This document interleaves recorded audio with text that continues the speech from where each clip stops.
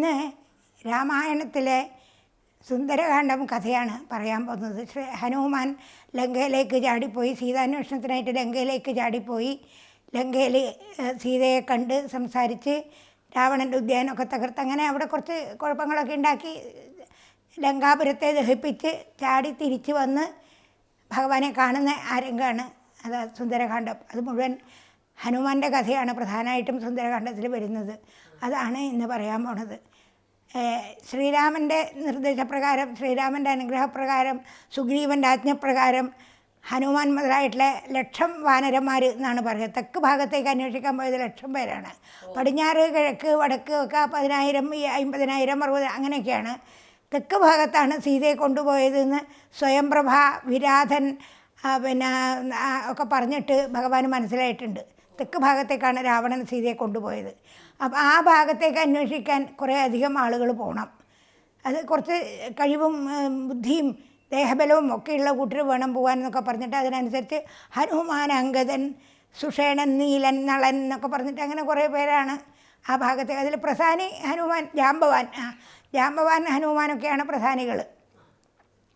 അങ്ങനെ എല്ലാവരും കൂടി അങ്ങനെ പോയി വഴിക്ക് പല രാക്ഷസന്മാരും ഒക്കെ കണ്ടു. അവരൊക്കെ രാവണനാണ് പറഞ്ഞ് ചിലരൊക്കെ തല്ലിക്കൊല്ലും. അവരൊന്നും അല്ല.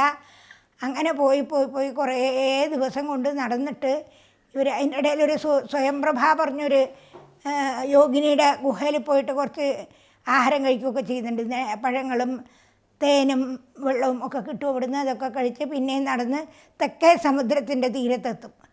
തെക്കേ സമുദ്രത്തിൻ്റെ തീരത്തെത്തിയപ്പോൾ അവിടുന്ന് അങ്ങോട്ട് പിന്നെ പോകാൻ പറ്റില്ല. കടലായി മുമ്പിൽ, വലിയ കടലാണ്.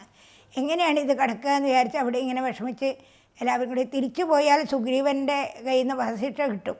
കാരണം സുഗ്രീവൻ പറഞ്ഞിട്ടുണ്ട്, സീതയെ കാണാണ്ട് 1 മാസം കഴിഞ്ഞ് വരുന്ന കൂട്ടർക്ക് വധശിക്ഷയാണ് വിധിക്കുക ഞാൻ. 1 മാസം കഴിഞ്ഞാലും സീതയെ കണ്ടിട്ടാണ് വരുന്നത് വെച്ചാൽ തിരക്കടില്ല, അല്ലെങ്കിൽ വധശിക്ഷ കിട്ടുമെന്ന് സുഗ്രീവൻ ആജ്ഞ കൊടുത്തിട്ടുണ്ട്. അപ്പോൾ അത് വിചാരിച്ച് എല്ലാവർക്കും പേടിയാകും. അങ്കദൻ പറഞ്ഞു, ഞാനെന്തായാലും ഇല്ല. എൻ്റെ അച്ഛനെ കൊന്നിട്ടാണ് ഇപ്പോൾ അനിയൻ രാജാവായിരിക്കുന്നത്. അതുകൊണ്ട് എന്നെ എന്തായാലും സുഗ്രീവൻ ശിക്ഷിക്കും, ഞാൻ വരില്ല പറയും. അപ്പോൾ എല്ലാവരും പറയും, അങ്ങനെയല്ല, നിന്നെ മാത്രം ഇവിടെ വിട്ടിട്ട് ഞങ്ങൾ പോവില്ല. നമുക്കെല്ലാവർക്കും ഇവിടെ ഈ കടൽ തീരത്ത് പ്രായോപവേശം അല്ല. ആദ്യം പറയും, നിങ്ങളെല്ലാവരും ആർക്കാർക്കാണ് ഈ സമുദ്രം ചാടാൻ പറ്റുക? 100 യോജന വഴിയാണുള്ളത്. ആ 100 യോജന വഴി ചാടാൻ പറ്റുന്നവരാരാണ് ഇവിടെ ഉള്ളത്? ആ ആൾ എനിക്ക് ചാടാൻ പറ്റുമെന്ന് വന്ന് പറയുമെന്ന്. അവരാണ് നമ്മളെല്ലാവരുടെയും ജീവൻ രക്ഷിക്കുന്ന ആൾ എന്നൊക്കെ പറയും ജാമ്പവാൻ, അങ്കദൻ. അപ്പോൾ ഇവരോരോരുത്തരായിട്ട് പറയാൻ ആരും മിണ്ടൂല, പറയാൻ പുറപ്പെടുന്നില്ല ആരും. അപ്പം അങ്കദൻ പിന്നെയും പറയും, എന്നാൽ ശരി, നിങ്ങൾക്ക് അങ്ങനെ പറയാൻ, എനിക്കാവാമെന്ന് പറയാൻ പറ്റില്ലെങ്കിൽ വേണ്ട, എനിക്ക് ഇത്ര യോജന ചാടാൻ പറ്റും എന്ന് പറയൂ. അങ്ങനെ പറയുമോ ചോദിച്ചു. അപ്പോൾ ഒരാൾ പറഞ്ഞു, എനിക്ക് 10, ഒരാൾ 20, 30 അങ്ങനെ പറഞ്ഞു. അപ്പോൾ 90 വരെ ചാടാം, 90 യോജന വരെ ചാടാമെന്ന് പറയുന്ന കൂട്ടരുണ്ട്. 100 ചാടാൻ ആർക്കും പറ്റുന്നില്ല. ഇത് 100 യോജനയുണ്ട് സമുദ്രം വീതി. അപ്പോൾ അങ്കദൻ പറഞ്ഞു, അങ്ങോട്ട് ഞാൻ എങ്ങനെയെങ്കിലും ചാടാൻ തോന്നുന്നുണ്ട്, ഇങ്ങോട്ട് വരാൻ എനിക്ക് പറ്റും തോന്നില്ല എന്ന്. അപ്പോൾ ജാമ്പവൻ പറയും, അങ്ങോട്ട് നിനക്ക് പറ്റും വെച്ചാലും നീ രാജകുമാരനല്ലേ, രാജാവിൻ്റെ ഏട്ടൻ്റെ മകനല്ലേ, നിന്നെ ഞങ്ങളാരും അങ്ങനെ ചാടാൻ വിടില്ല. ഈ വൃദ്ധന്മാരിൽ തന്നെ ആരെങ്കിലും ഉണ്ടാവും പറയും. അപ്പോൾ ഇവർ പുറപ്പെടുന്ന സമയത്ത് എന്താണെന്ന് വെച്ചാൽ എല്ലാവരും യാത്ര പറഞ്ഞ് പുറപ്പെടുമ്പോൾ ഹനുമാൻ ശ്രീരാമനെ പ്രത്യേകം ചെന്ന് നമസ്കരിക്കും. ഹനുമാൻ ചെന്ന് നമസ്കരിച്ച സമയത്ത് ശ്രീരാമൻ ഒരു മോതിരം കൊടുക്കും ഹനുമാൻ്റെ കയ്യിൽ, അങ്കുലീയകം. ഒരു മോതിരം കൊടുത്തിട്ട് പറയും, ഇത് എൻ്റെ തെളിവിനായിട്ട്, ഞാനാണ് നിന്നെ പറഞ്ഞേക്കുന്നതെന്നുള്ള തെളിവിനായിട്ട് നീ സീതയ്ക്ക് കൊടുക്കണം, ഈ മോതിരം കൊടുക്കണം. പിന്നെ ഒരു അടയാള വാക്കും പറയും. അടയാള വാക്ക് എന്താണെന്ന് ഇവിടെ പറയുന്നില്ല, പിന്നെ നമ്മളത് കഥയിൽ കൊണ്ട് മനസ്സിലാക്കുകയാണ് ചെയ്യേണ്ടത്. അപ്പോൾ അങ്ങനെ ഹനുമാനെ പറഞ്ഞിട്ടുണ്ട്. അപ്പോൾ ജാമ്പവാൻ പറയും, നിനക്കല്ലേ മോതിരം തന്നത്, നിൻ്റെ കയ്യിലല്ലേ ഭഗവാൻ മോതിരം തന്നത്, നിന്നോടല്ലേ അടയാള വാക്ക് പറഞ്ഞത്, അപ്പം നീയാണ് സീതയെ കാണുക എന്ന് ഭഗവാൻ അറിയാം, അതുകൊണ്ടല്ലേ അങ്ങനെയൊക്കെ ചെയ്തത്. അപ്പം നിനക്കാണ് ചാടാൻ പറ്റുക, നിൻ്റെ ശക്തി നീ അറിയില്ല. അങ്ങനെ ഒരു ശാപമുണ്ട് ഹനുമാന്. ഹനുമാൻ്റെ ശക്തി വേറെ ആരെങ്കിലും പറഞ്ഞാൽ മാത്രമേ ഹനുമാൻ അറിയുള്ളൂ. അതുകൊണ്ട് ശക്തി അറിയാത്തതാണ്. അതുകൊണ്ട് നീ ശിവൻ്റെ ബീജാണ്, മഹാദേവ ബീജാണ്, അഞ്ജന പ്രസവിച്ചുണ്ടായ മകനാണ്, വായുവാണ്, നിൻ്റെ വായുവാണ് ആ മഹാദേവ ബീജം അഞ്ജനയുടെ വയറ്റിലേക്ക് കൊണ്ടെത്തിച്ചത്. അപ്പോൾ വായുവാണ് നിൻ്റെ അച്ഛൻ, ഇങ്ങനെയൊക്കെ പറയാം. അങ്ങനെ നീ ജനിച്ച് പുറത്തേക്ക് വീണ സമയത്ത് സൂര്യൻ ഉദിച്ച് വരുന്നതാണ് കണ്ടത്. രാവിലെ നേരത്തെയാണ്, സൂര്യോദയം കണ്ടു. സൂര്യോദയം കണ്ടപ്പോൾ ചുവന്ന് ഇങ്ങനെ കണ്ടപ്പോൾ നല്ലൊരു പഴമാണെന്ന് വിചാരിച്ചു. എന്നിട്ട് അത് പിടിക്കാനായിട്ട് ചാടി മുകളിലോട്ട്. ചാടിയപ്പോൾ ഇന്ദ്രൻ കണ്ടിട്ട് അത് ചന്ദ്രഹാസം കൊണ്ട് അവൻ്റെ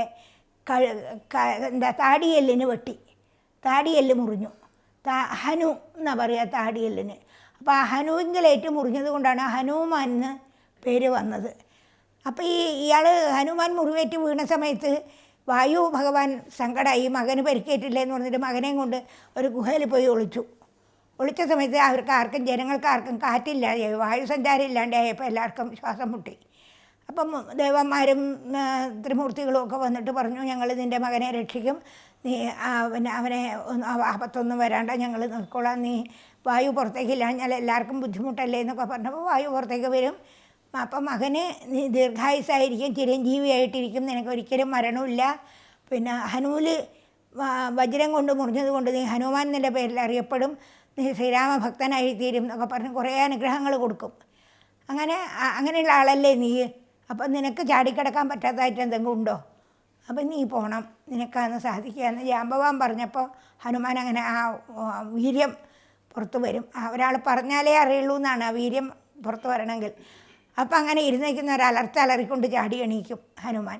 ചാടി എണീറ്റിട്ട് പറയും, ഞാൻ പോയി സീതയെ കണ്ട് രാവണനെയും കൊന്ന് സീതയും കൊണ്ട് തിരിച്ചു വരും എന്നൊക്കെ പറയും. അപ്പോൾ ജാമ്പവൻ പറയും, അതൊന്നും ഇപ്പോൾ വേണ്ട, രാവണനോട് എതിർക്കലൊക്കെ നമുക്ക് പിന്നെ ചെയ്യാം, രാവണനോട് എന്തായാലും ശ്രീരാമൻ യുദ്ധം ചെയ്യും, അപ്പം നമുക്ക് നമ്മുടെ ബലം കാണിക്കാനൊക്കെ അപ്പം സൗകര്യമുണ്ട്, ഇപ്പം സീതയെ കണ്ടുവരിക അത് മാത്രമേ വേണ്ടൂ എന്നൊക്കെ പറഞ്ഞ് എല്ലാവരും വാനരന്മാരൊക്കെ അനുഗ്രഹിക്കും. അപ്പോൾ അങ്ങനെ ഹനുമാൻ പിന്നെ എല്ലാവരെയും വന്ദിച്ച് പ്രവർഷണ പർവ്വതം എന്ന് പറയുന്ന പർവ്വതത്തിൻ്റെ മുകളിൽ ചെന്ന് കയറും. അവിടെ അടുത്തൊരു പർവ്വതമുണ്ട്, പ്രവർഷണ പർവ്വതം എന്നാണ് അതിൻ്റെ പേര്. ആ പർവ്വതത്തിൻ്റെ മുകളിൽ ചെന്ന് കയറി പിന്നെ വാല് പൊക്കി കാല് മടക്കി ഊർധ്വം ദൃഷ്ടിയോട് കൂടിയിട്ട് ലങ്കയിലേക്ക് ദൃഷ്ടി പതിപ്പിച്ചുകൊണ്ട് ചാടുകയാണ്. ആ ചാടാനങ്ങനെ പൊങ്ങണ സമയത്ത് ദേവന്മാരൊക്കെ കൂടിയിട്ട് ചെന്നിട്ട് പറയും സുരസ പറഞ്ഞ ഒരു അസുരസ്ത്രീയോട് പറയും, നീ ചെന്നിട്ട് ഹനുമാൻ്റെ ശക്തി, ബലം, ബുദ്ധി ഇതൊക്കെ ഒന്ന് പരിശോധിച്ച് വരണം, സാധിക്കുമോ ഹനുമാൻ ലങ്കയിലെത്താനും കാണാനും ഒക്കെ ഒന്ന് പരീക്ഷിക്കണമെന്ന് പറയും. അതിനനുസരിച്ച് സുരസ ചെന്നിട്ട് ഹനുമാൻ്റെ മുമ്പിൽ ചെന്നിട്ട് പറയും, പിന്നെ എനിക്ക് വല്ലാണ്ട് വിശക്കുന്നു, ഞാൻ നിന്നെ തിന്നാനായിട്ട് വന്നതാണ്, നീ എൻ്റെ വായലേക്ക് വന്ന് കൂടണം പറയും. അപ്പോൾ ഹനുമാൻ പറയും, അമ്മയെ ഞാൻ വരാം, അമ്മയുടെ വായലേക്ക് ഞാൻ വരാൻ തയ്യാറാണ്, പക്ഷേ ഞാനിങ്ങനെ ശ്രീരാമ ഭഗവാന്റെ ഒരു കാര്യത്തിന് വേണ്ടി പോവുകയാണ്. ലങ്കയിൽ ചെന്ന് സീതാദേവിയെ കണ്ട് ആ വിവരം വന്ന് ശ്രീരാമനോട് പറഞ്ഞതിന് ശേഷം ഞാൻ അമ്മയുടെ ആഹാരമായിട്ട് വരാം, എനിക്ക് വിരോധമില്ല. അപ്പോൾ പറയും, അതുപോലെ എനിക്കിപ്പോൾ വേണം, ഇപ്പോൾ വല്ലാണ്ട് വിശക്കുന്നുണ്ട്. അപ്പോൾ ഹനുമാന് മനസ്സിലാവും ഇവൾ പരീക്ഷിക്കാൻ വന്നതാണെന്ന് മനസ്സിലാവും. അപ്പോൾ പറയും, ശരി എന്നാൽ വായ തുറന്നു ഞാൻ വരാമെന്ന് പറയും. അപ്പോൾ ആ സ്ത്രീ 1 യോജന വായ തുറക്കും. അപ്പോൾ ഹനുമാൻ 5 യോജന വലിപ്പം വെക്കും.